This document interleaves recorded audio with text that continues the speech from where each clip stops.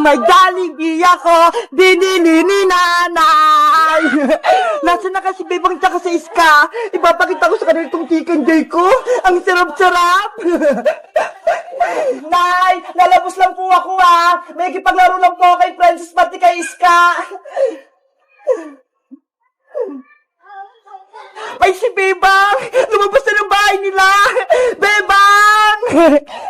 Si Princess! Magparating na! Bebang! May papakita ko sa'yo!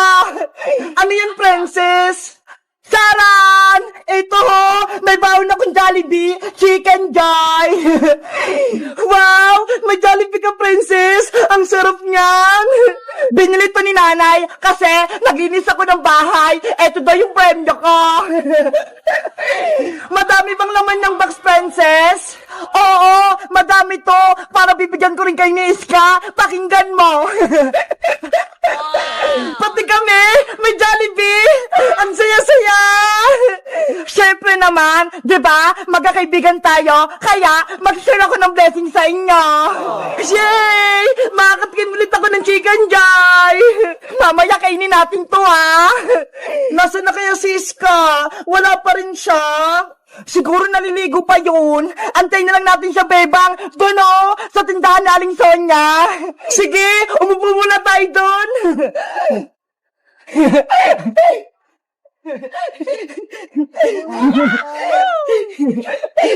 Jollibee, wait ka lang kakainin ka namin mamaya. Bebang! Princess! Ay, Siska! Paparating na! Wow! May alaga siyang aso! Lucky, halika na! Maglaro tayo doon! Iska! Anong pangalan ng aso mo? Siya si Blacky, Princess. Alaga ko tong aso. Inampun ko sa kapitbahay namin.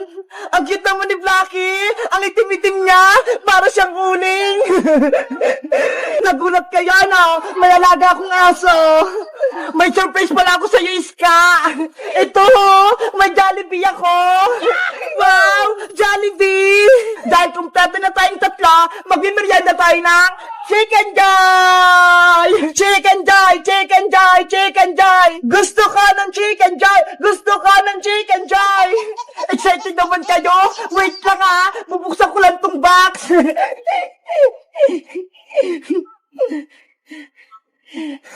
Wow! Ang bango! Naamoy ko na! Eto na yung chicken joy mo, Bebang! Pakpak! Gusto ko nito! Thank you, Princess! Sa'yo naman itong isa, Iska! Pakpak din! Salamat!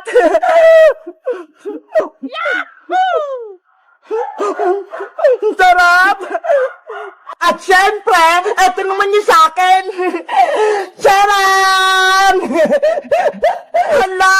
Ang laki ng chicken joy mo, Princess! Diba? Ang laki-laki! Panigurado mabubusog ako nito!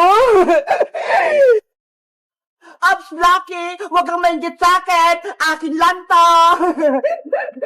Princess! Bigyan mo din ng konting chicken joy si Blacky! Kawawa naman siya! Ayoko, Bebang! Akin lang tong chicken joy ko! Nainggit ka talaga, Blacky! Hindi kita bibigyan! Kakainin ko na to! Ay! Yung Jollibee ko! Naku! Nahulog yung chicken joy ni Princess! Hoy, Blacky! Chicken joy ko yan! Huwag mo kainin yan! Madumi na yan, Princess! Kinagat na ni Blacky! Huwag mo na yan kunin! Chicken joy ko yan Binili sa akin yan ni nanay! Tapos ikaw lang yung kakain! Ayaw mo kasi siyang bigyan, Princess Ayan tuloy! Inagawan ka na ni Blacky! Blacky! Akin yan! Pati pala si Blacky gusto ng Jollibee! Manong Tanod, halika na po rito. Nabuksan po namin yung pinto nila, Bebang. Saka nahuli na po namin si Maria. Nandun po siya sa loob. Nasa si Maria, Boyong, para madala ko na siya sa barangay. Bebang, yuhu, ilabas mo na si Maria. Nandito na si Barangay Tanod. Bebang, sabihin mo kay Manong Tanod, huwag niya akong hulihin. Diba, may kasalanan ka sa akin, Maria. Dapat pagbayaran mo yun. Sorry na, Bebang. Hindi ko na ulitin. Hindi na rin kita guguluhin. Totoo ba yun, Maria? Magbabago ka na? Oo, Bebang. Promise ko yan. Magpapakabait na ako. Basta huwag mo kong ipapahuli kay Manong Plano, pag-iisipan ko pa. Bebang! Ilabas mo na si Maria!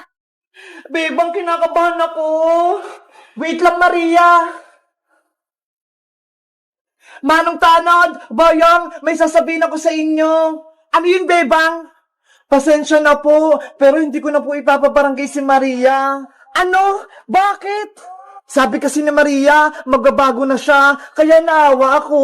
Magpapakabait na daw siya, hindi niya na ako aawayin. Opo, Manong Tanod, hindi na po ako gagawa ng masama. Huwag niyo na po akong ulihin. Ay, aba? Parang di naman yan totoo. Biglang bumait si Maria. Kaya nga, nagsisungaling lang yung Bebang. Dapat ulihin siya. Kasi po, Manong Tanod, naisip ko, wala po akong kasama rito sa bahay. Wala si nanay, tapos wala rin si Tita Margaret. Kaya kami na lang ni Maria yung may iwan. Kaya wag niyo na po siyang hulihin. Wag niyo na po ako ipabarangay. Pangako ko po, magpapakabait na po ako. O siya, hindi ka na namin hulihin, Maria. Pero Manong Tanod, masama yung ugali ni Maria. Boyong, bigyan pa natin ng isang pagkakataon si Maria. Kung nagkasala siya, patawarin natin. Ano ba yan? Hindi pa mahuli si Maria? Manong Tanod, ibig sabihin, hindi niyo na puhulihin si Maria? Oo, Bebang, hindi na namin dadalhin si Maria sa barangay, pero babantayan pa rin namin siya. Kung gagawa siya ng kasalanan, yari siya sa amin. Thank you po, Manong Tanod. Kay Bebang ka magpasalamat, kasi pinatawad ka niya. Thank you, Bebang! Pangako, magbabago na ako. Tutulungan kita sa gawaing bahay, tapos ituturing kitang kapatid. Mabuti kung ganun, Maria. Magiging masaya tayo dito. O siya, Bebang Maria, aalis na ako. Mag-iingat kayo rito. Mag-iikot pa ako sa barangay. Apa, Manong Tanod, mag-iingat rin po kaya. Ikaw, Maria, kapag may masama kapag ginawa kay Bebang, ako yung huli sa'yo. Naiintindihan mo? Oo, Boyong, naintindihan ko. Sana, maging magkaibigan din tayo, kasama si Princess pati si Iska. Naku, ayoko sa'yo, no? Masama yung ugali mo. Eh, wag. Kayong dalawa, para kayong aso't pusa. Lagi kayong nag-aaway. O siya, Bebang, aalis na ako. Mag-iingat ka dyan kay Maria, ha? Bye-bye, Boyong. May tumatawag! Sino kaya yun? Ako lang sasagot, Bebang! Hello? Sino po sila? Maria, si mami mo to. Hey, mami! Kamusta ka? Namimiss kita! May sasabihin ako sa'yo. Makakalabas na ako ng barangay. Babalik ako sa bahay nila, Bebang. Antayin mo ako dyan. Oh, no! Talaga po, mami? Uwi na po kayo rito! Humanda si Bebang sa pagbabalik ko. Papay na. Papay po, mami. Ingat po kayo pa uwi.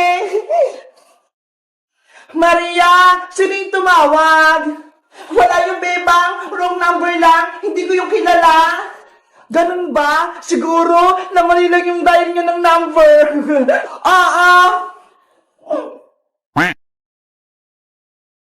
Guys, si Maria, pinatawad ko na, kaya siya na yung kasama ko dito sa bahay.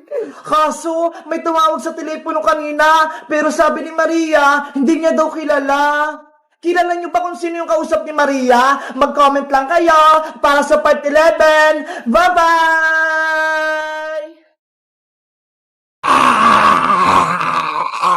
Iska! Zombie princess! Nawawala pa rin! Gusto niya lumabas! Oh, no. Kaya dapat, hindi makalabas si zombie princess, Bebang! Makagatin tayo! Kaya nga baka tayo pa maging zombie! Wait lang! Higpit ako lang yung tali ng gate!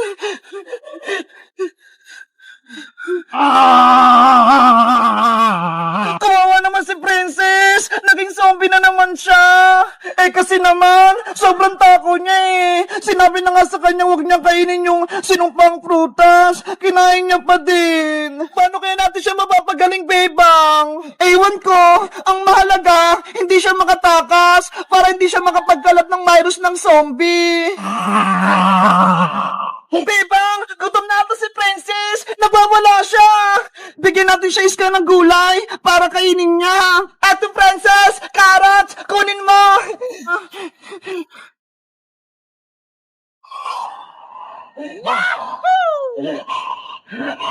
Ayun! Kinuha niya! Naku! Ayaw niya kainin yung gulay! Nagwawala na si Zombie Princess! Gutom na siguro! Kailangan natin pakainin si Zombie Princess, Bebang! Para hindi siya gutom! Ay, wait! May naisip ako! O kuha ko ng pagkain sa bahay! Baka meron! Bilisan mo! Ako na magbabantay dito! Bantay mo siyang megis ka! Huwag mong patakasin si Princess! Akong bahala! Babantay ako tong gate! Princess! Etong gulay mo na yung kainin mo!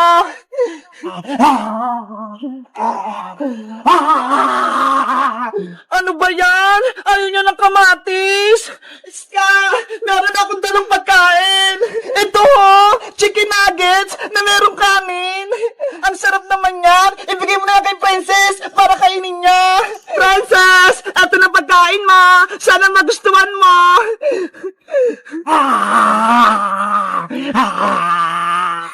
Huwag yung kamay ko, Princess! Mag-ingat ka, Bebang! Baka agatin ni Sobrang Princess yung kamay mo! Etong nagis lang yung kunin mo! Ay, ta!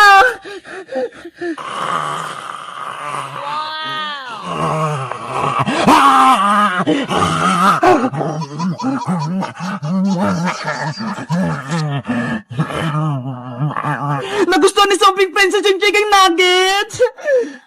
Kaya ayaw pala niya ng gulay. Gusto niya karne. Paano na kung wala tayong may bigay na karne kay Princess? Baka tayo naman yung kainin niya. Kaya dapat, bantayan natin siya. Hindi siya makatakas habang wala pang gamot sa kanya. Sana may tumulong sa atin para gumaling na si Princess. Ano kang ginagawa ni Iska pati ni Bebang sa garden? Parang may binabantayan sila sa gate.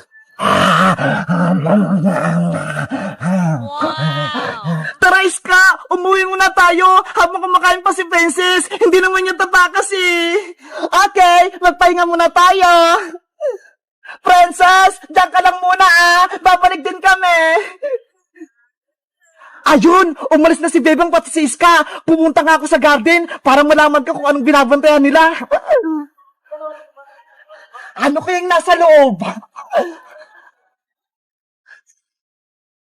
Oh no! Ano yun? Parang may tao! Parang may zombie!